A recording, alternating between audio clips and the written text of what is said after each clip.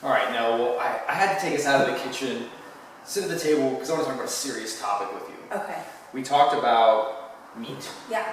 And so often, anytime anyone hears about any lifestyle Yeah. that involves eating meat, Right. this plant versus animal debate seems to ensue. And it actually seems like what you, over at Paleoista, what you're talking about, what I talk about with the same lifestyle, includes nutrient-dense, humanely raised meats. Yeah.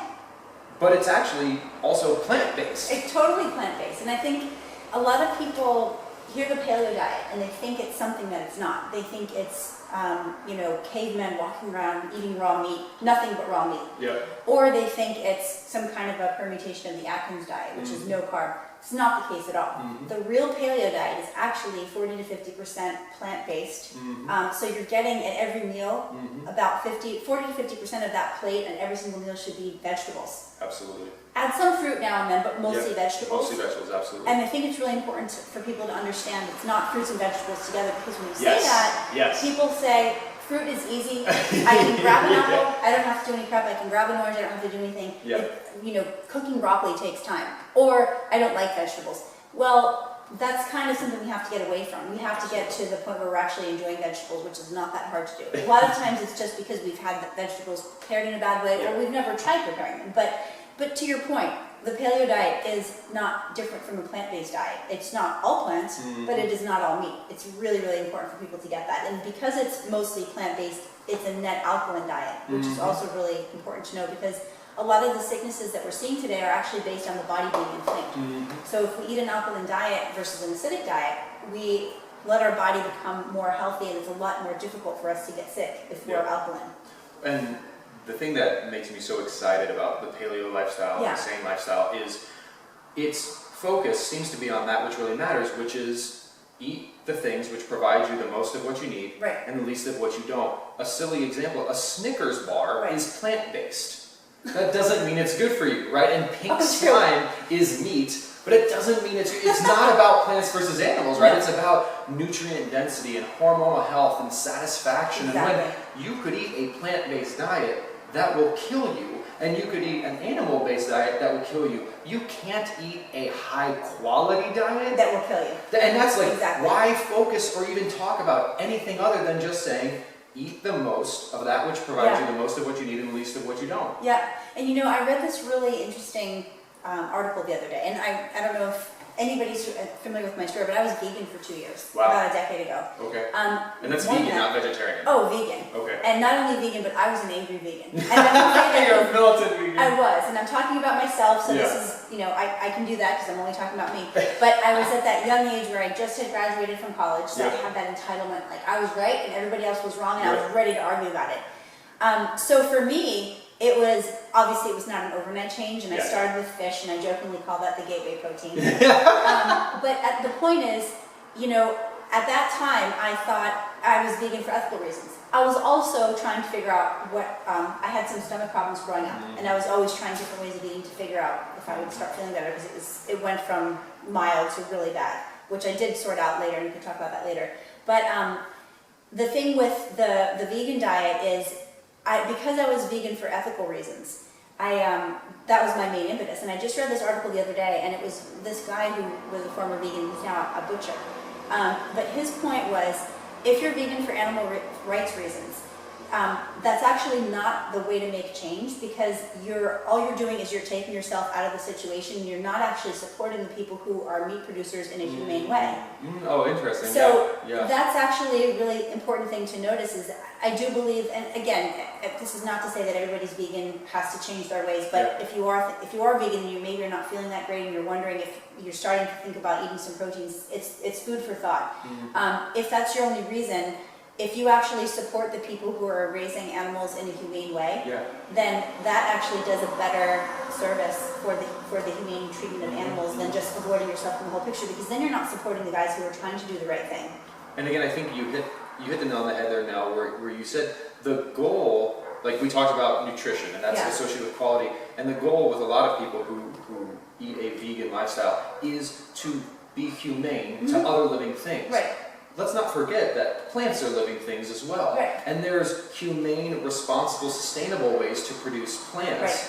And there's horribly destructive and soil depleting ways to produce GMO corn, soy, wheat. So all the question might be vegan. Exactly. The question again is not plant versus animal. No. It's high quality versus low quality, sustainability versus not sustainable. So why not just focus on a high quality, sustainable lifestyle instead of these other arguments which seem to be missing the point? Yeah. Exactly. And that's the thing is, people will, there's always that one person who wants to argue about things, and I'm not interested in convincing anybody to eat a certain way any more than I want somebody to try to convince me that I should start eating at fast food restaurants. Yeah. But what I can say is, however anybody's eating, if you can't honestly get up every morning and say, I'm filled with energy, my weight is great, I feel at work I'm so in it, I'm mentally so sharp, I never have blood sugar crashes, I never have headaches, I'm rarely sick.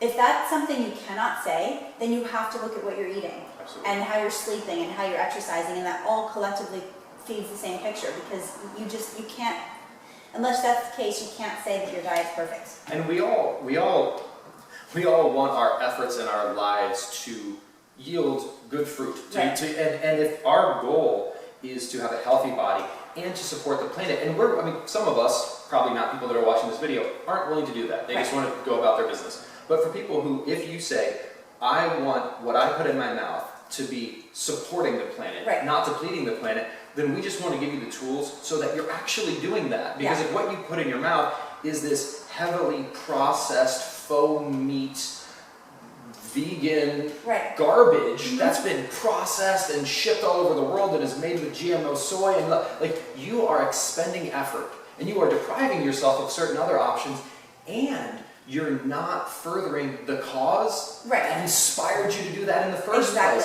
So I think we can all agree that wasting our energy is not a good thing to do. Exactly.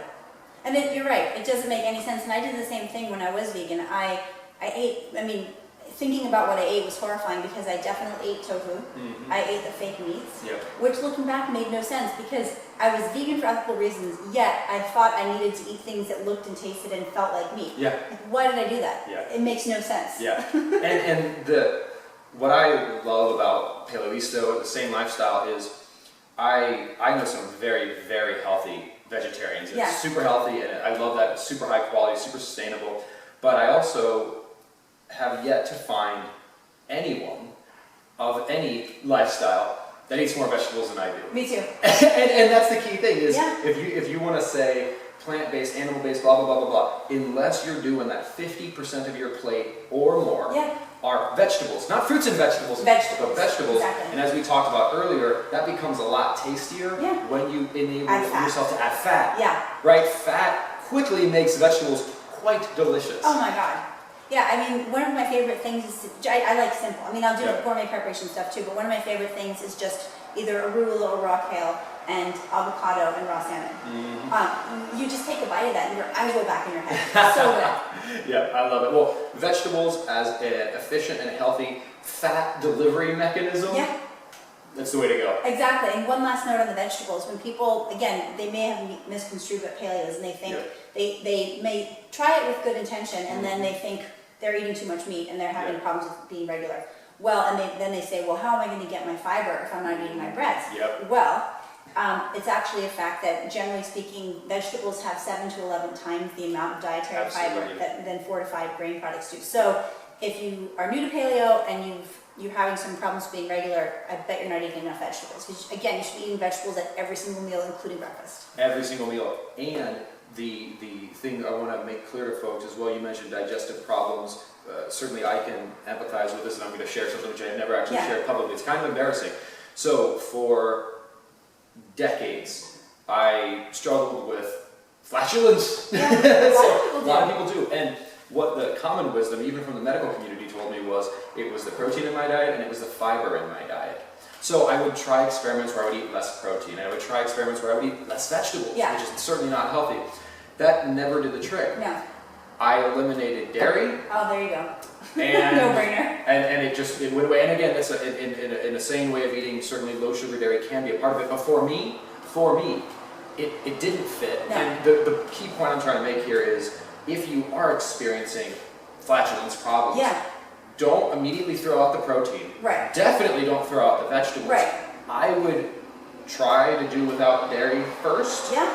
And then maybe try and it beans. yourself. Some and of beans, like soy and peanuts in particular are two things that people have really, really high allergic reactions to very commonly, and that stuff is in everything. Absolutely. Love it, Nell. Thank you.